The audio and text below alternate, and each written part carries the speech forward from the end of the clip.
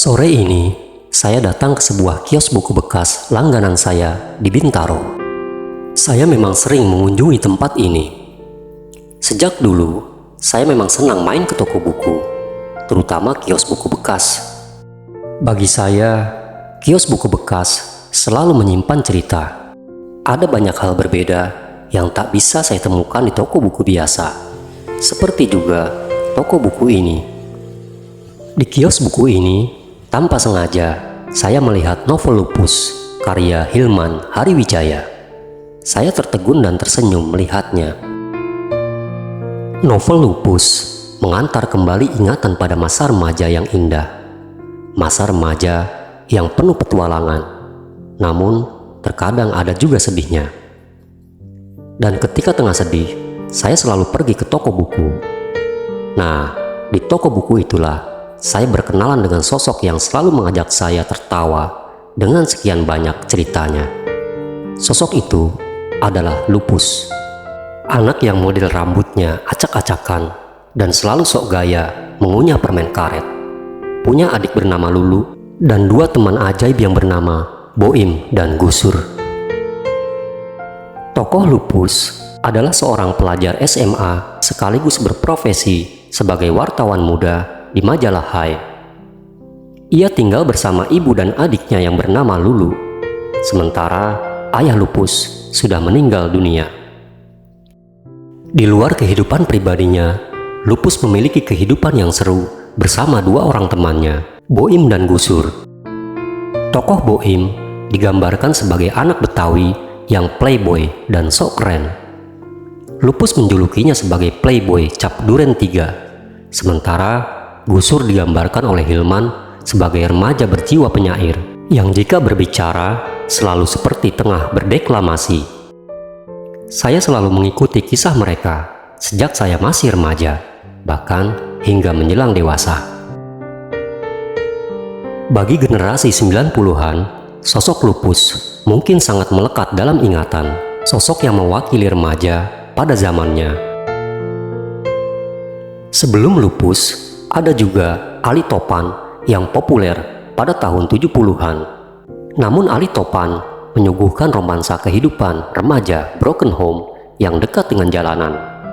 Lupus hadir membawa nuansa yang berbeda. Ia menyuguhkan kisah-kisah lucu khas remaja pada masanya. Cerita yang awalnya dimuat di majalah remaja Hai pada tahun 1986 ini kemudian diterbitkan sebagai buku. Novel Lupus seketika menjadi bestseller. Tahun berikutnya, tepatnya pada tahun 1987, Lupus diangkat ke layar lebar. Film Lupus bahkan dibuat hingga 5 seri, terhitung dari tahun 1987 sampai tahun 1991. Pemeran Lupus yang paling melekat adalah Rian Hidayat.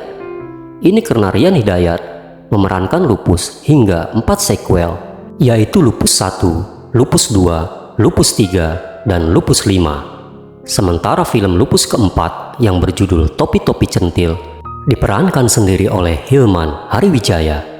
Ke rumah Gusur. Terus? Ke rumah lihat mobil barunya Boim. Terus? Aduh Popi, kamu kok terus-terus aja sih? Iya, habis lihat mobilnya Boim, terus kemana? Pulang, ngurusin ayam. Dah Popi. Pencapaian tokoh Lupus yang dibuat Hilman sangat luar biasa. Selain filmnya yang dibuat hingga 5 seri, bersama Boim dan Gusur, Hilman kemudian mengembangkan cerita Lupus. Antara lain, Lupus kecil, Lupus remaja, Lupus masa SMA, seri Olga, dan seri adik Lupus yang bernama Lulu. Total seri Lupus jumlahnya mencapai 59 seri. Semua novel ini bestseller di pasaran dan mampu bertahan hingga puluhan tahun di toko buku. Dalam sebuah wawancara di televisi, Hilman menyebut bahwa penjualan novel Lupus tembus hingga 3 juta eksemplar lebih. Ini pencapaian luar biasa untuk penjualan sebuah novel di Indonesia.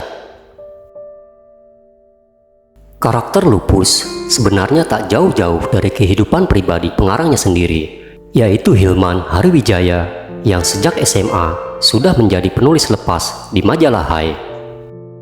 Begitu pula dua sahabatnya, Boim dan Gusur. Kedua tokoh ini benar-benar ada dalam kehidupan pribadi Hilman. Hanya saja, sebagai penulis, Hilman meramunya sedemikian rupa menjadi cerita-cerita yang segar dan relevan pada zamannya.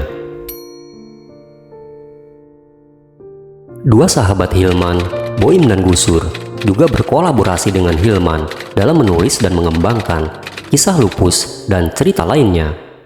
Jadi persahabatan Lupus alias Hilman, Boim dan Gusur tidak cuma terjadi dalam dunia fiksi, tapi juga dalam kehidupan yang sesungguhnya. Di luar seri Lupus yang berjumlah 59 seri, Hilman Hariwijaya menulis sekitar 27 novel lain yang ditulisnya sendiri dan juga berkolaborasi dengan penulis lain. Novel Olga dan Sepatu Roda juga salah satu karya Hilman. Cerita ini semula dimuat dalam majalah mode, lalu diterbitkan sebagai buku. Olga dan Sepatu Roda diangkat ke layar lebar pada tahun 1991. Film ini diperankan oleh Desi Ratnasari dan Nike Ardila. Memasuki era sinetron, Lupus pernah juga diangkat sebagai sinetron di televisi.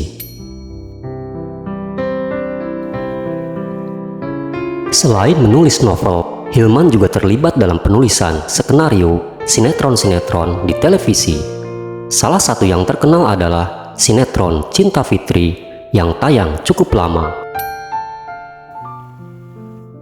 Hilman Hariwijaya yang lahir pada tanggal 25 Agustus 1964 meninggal dunia pada tanggal 9 Maret 2022. Sahabatnya, Gusur Adikarya, sudah lebih dulu meninggal dunia pada tahun 2021. Sementara Boim Lebon, sang playboy cap duren 3, masih sehat walafiat dan masih aktif dalam dunia literasi.